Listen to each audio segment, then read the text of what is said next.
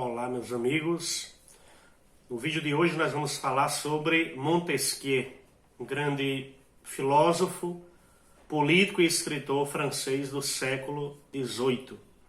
E, portanto, vive aí no século das luzes, o iluminismo, um século que causa toda uma revolução na história do pensamento filosófico, porque vai fazer uma crítica da tradição medieval, toda uma crítica à autoridade, toda uma crítica ao predomínio da religião, da Igreja Católica, e vai interpretar todas as realidades do mundo a partir do crivo da razão, a partir da racionalidade, sem apelar para causas, para razões sobrenaturais. É neste século, nesse contexto, que se situa o grande Montesquieu.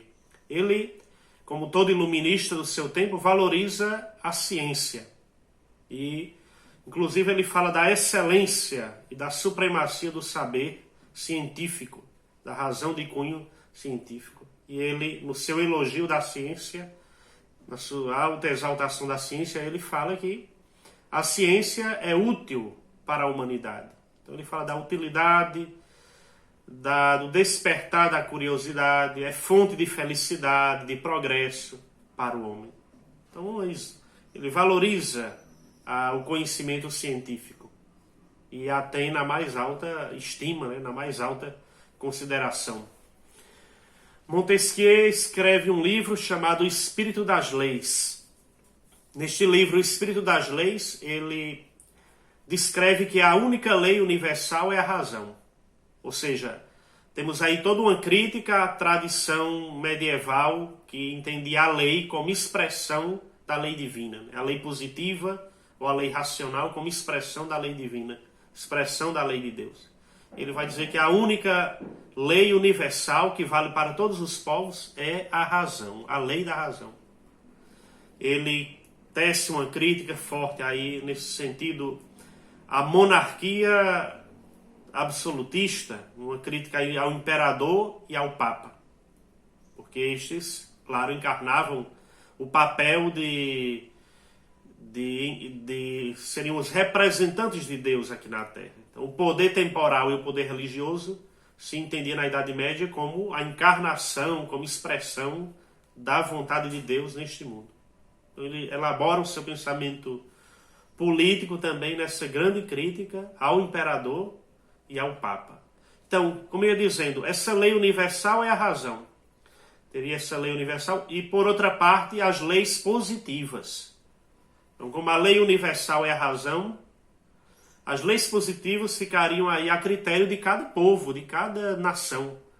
E na elaboração destas leis positivas, deveria levar em conta o clima de cada povo, os costumes, enfim, a realidade própria, peculiar de cada nacionalidade, de cada localidade. Então ele faz ele explica no Espírito das Leis desde essa perspectiva. Não mais Deus, não mais autoridade nem tradição. A única lei universal é a razão e as leis positivas que derivam, o que se fundamentam nesta grande lei universal que é a razão. Nesta mesma obra, ele afirma que existem três espécies de governo: a monarquia, a república e o despotismo. A monarquia é o governo de um só, sobre o juízo da lei, tendo em vista as leis e tudo, mas é um governo centralizado em uma única pessoa. O governo da república é um governo que tem a participação do povo, ou de grande parte do povo, e o despotismo, que é o governo de um só, que governa não de acordo com a lei, como na monarquia, mas de acordo com seus interesses. É um governo, por sua própria natureza, arbitrário e corrupto, na perspectiva de Montesquieu. Todas estas três espécies de governo, claro, podem sofrer a tentação e sofrem da corrupção. Na república, por exemplo, uma excessiva compreensão da igualdade entre indivíduos e autoridades pode gerar aí um desequilíbrio, pode gerar corrupção na estrutura de governo, uma excessiva igualdade de todos, uma excessiva compreensão da liberdade, como cada um pode fazer o que quiser. Na monarquia também, o monarca pode cair na tentação de se colocar acima da lei e oprimir e explorar as pessoas, em detrimento, deixando de lado as leis. Ou seja, pode se corromper também. O despótico é um sistema de poder, uma forma de poder, que segundo Montesquieu é uma espécie de governo corrupta por natureza. É um governo que, intrinsecamente, ele é mau. Ele não só pode se corromper, ele já é desde a raiz, por natureza. Montesquieu começa com ele a elaboração dos três poderes, como nós temos hoje nas repúblicas, né? Aquela divisão dos poderes. Poder legislativo, são aqueles que encarregados de fazer as leis, o poder executivo, que executa as leis, e o poder judiciário, que cuida da aplicação das leis. Todos estão submetidos, claro, em última análise, ao poder judiciário, que julga e que faz com que todos sejam iguais, digamos assim, teoricamente, perante a lei.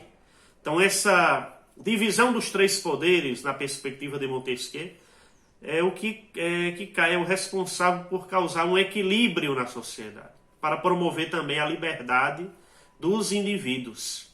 Então, nenhum poder destes, por exemplo, o executivo não pode concentrar em si mesmo o poder judiciário e o legislativo, porque aí cairia num despotismo também, numa tirania também. Seria prejudicial para a República.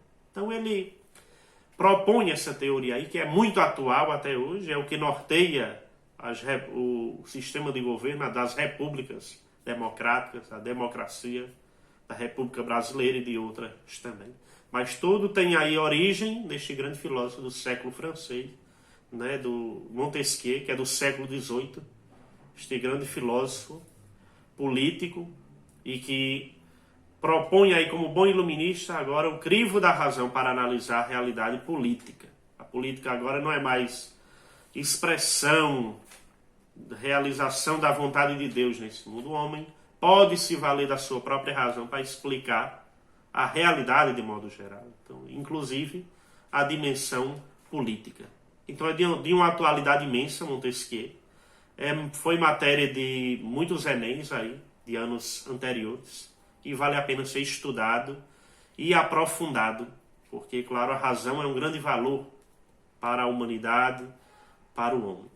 Um grande abraço, compartilha aí o nosso vídeo, se inscreve no nosso canal e até o nosso próximo vídeo, se Deus quiser. Um abraço.